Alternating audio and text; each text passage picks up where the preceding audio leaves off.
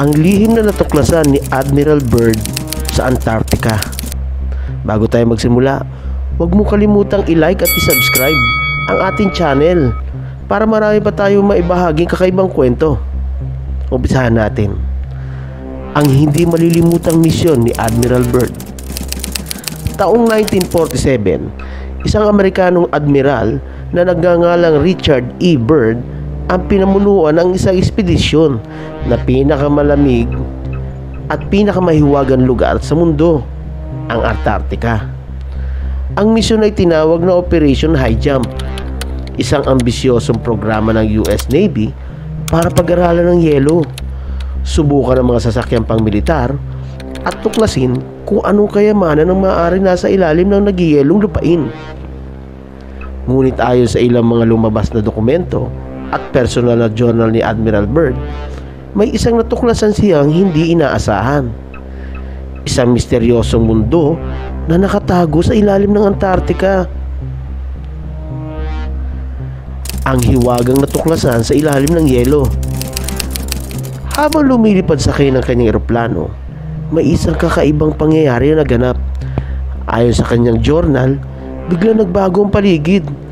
Mula sa puting yelo ay naging isang berdeng lambak na may mga ilog at kagubatan. Napansin niya na hindi na malamig ang temperatura at tila nagbago ang atmosfera. Sa gitna ng kanyang pagtataka, may nakita siyang kakaibang mga nilalang. Malalaking hayop na kahawig ng mga dinosaur at maistrukturan tila hindi gawa ng tao. Bago pa niya matukoy, may dalawang kakaibang sasakyan lumitaw sa kanyang tabi. Hindi ito eroplanong militar, kundi lumilipad ang mga itong makina na hugis bilog. Hindi nagtagal, nakarinig siya ng mensahe ng kanyang radyo. "Huwag kang matakot, Admiral. Susundin ka namin."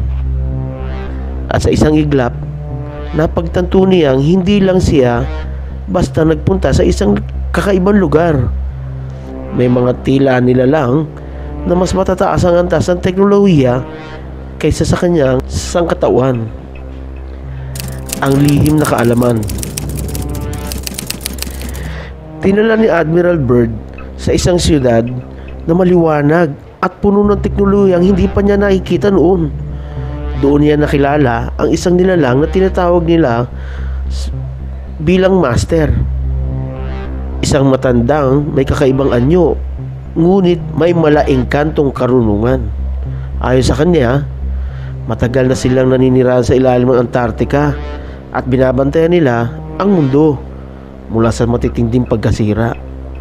Nagbabala siya kay Admiral Byrd tungkol sa mga giyera at pagpasabog ng mga sandatang nuklear na aniya ay maaaring sumira hindi lamang sa ibabaw ng mundo kundi pati na rin sa kanilang tahanan sa ilalim ng yelo.